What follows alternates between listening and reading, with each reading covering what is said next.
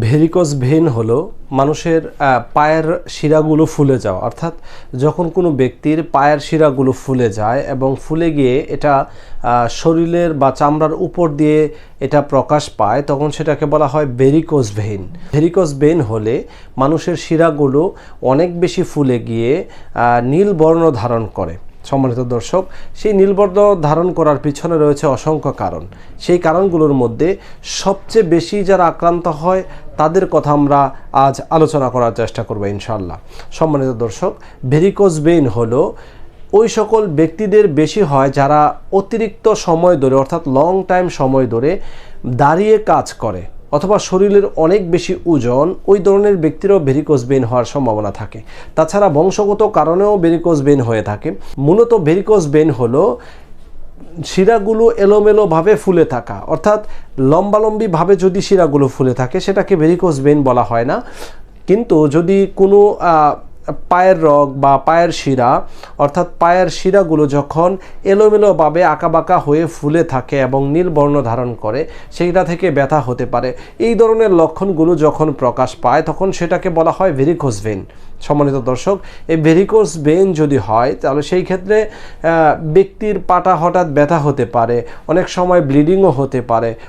বেশিরভাগ ক্ষেত্রেই ব্লিডিং দেখা দেয় না যদি লং টাইম ধরে কেউ কাজ করে, অর্থাৎ অনেক বেশি বোঝার কাজ করে যারা মাথায় নিয়ে এবং হাঁটাহাঁটি অনেক বেশি পরিমাণে করা হয়, তাদের দেখা যায় ভেরিকোজ ভেইন হওয়ার সম্ভাবনা সবচেয়ে বেশি থাকে। তাছাড়া গর্ভবতী মা যারা রয়েছেন তারা যখন কনসেপ্ট করেন বা 8 অথবা 10 মাস যখন তারা বাচ্চাটাকে ক্যারি করে, তখনও সেই ওজনের কারণেও মানুষের বা গর্ভবতী মহিলাদের ভেরিকোজ ভেইন হতে পারে। সম্মানিত দর্শক, ভেরিকোজ ভেইন হলে আতঙ্কিত হওয়ার কিছুই নেই। আপনি যদি লং টাইম দাঁড়িয়ে থাকার আপনার কোনো কাজ থাকে, সেই ক্ষেত্রে আপনার দাঁড়িয়ে থাকার কাজের পরিমাণটা কমিয়ে আনতে হবে। তাছাড়া যদি প্রেগনেন্সি অবস্থায় যদি কারো ভেরিকোজ ভেইন হয়, সেই ক্ষেত্রে সেই প্রসূতিকে বসে থাকতে হবে বা অনেক লং টাইম দাঁড়িয়ে থেকে কোনো কাজ করা যাবে না। অথবা সে যদি হাঁটাহাঁটি করে, অল্প একটু হেঁটে তারপর আবার সে বিশ্রাম নেবে, অথবা যখন সে ঘুমাবে পাটা একটু উঁচু করে ঘুমাবে। এই সব কাজ যদি করে তাহলে ভেরিকোজ ভেইন থেকে অনেকটা রক্ষা পাওয়া যায়। সম্মানিত দর্শক, ভেরিকোজ ভেইন হলেই যে অপারেশন করতে হবে সেই কথা চলিত থাকলেও ভেরিকোজ ভেইনের সকল অবস্থায় অপারেশনের প্রয়োজন হয় না। যদি আপনার ভেরিকোজ ভেইন হয় সেই ক্ষেত্রে আপনি কিছু নিয়ম মেনটেন করে চললেই আপনার ভেরিকোজ ভেইনটা সলভ হয়ে যাবে। সম্মানিত দর্শক, তাছাড়া হোমিওপ্যাথিতে ভেরিকোজ ভেইনের জন্য অনেক ঔষধ রয়েছে এবং এটি খাওয়ার ফলে স্থায়ীভাবে ভেরিকোজ ভেইন থেকে মুক্তি পাওয়া সম্ভব।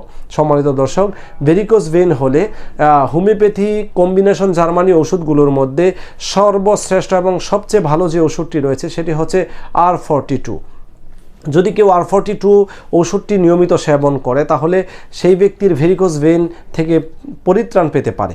সম্মানিত দর্শক, তাছাড়া ভেরিকোজ ভেইনের জন্য আর্নিকা রয়েছে, কার্বোভেজ রয়েছে, ক্যালকেরিয়া কার্বনিকাম রয়েছে, ক্যালকেরিয়া ফ্লোরিকাম রয়েছে। এই সকল ঔষধ লক্ষণভিত্তিক যখন কোনো ব্যক্তি সেবন করবে সেই ব্যক্তির ভেরিকোজ ভেইন থেকে স্থায়ীভাবে চিরমুক্তি পেতে পারবে ইনশাল্লাহ। সম্মানিত দর্শক, তাই ভেরিকোজ ভেইন হলেই আপনি আতঙ্কিত হবেন না। অবশ্যই একজন হোমিওপ্যাথিক ডাক্তারের শরণাপন্ন হয়ে আপনি যখন ভেরিকোজ ভেইনের জন্য আপনার লক্ষণ অনুযায়ী ঔষধ সেবন করবেন সেই ক্ষেত্রে আপনার ভেরিকোজ ভেইন অবশ্যই ভালো হয়ে যাবে ইনশাল্লাহ। আসসালামু আলাইকুম ওয়া রাহমাতুল্লাহি ওয়া বারাকাতুহু।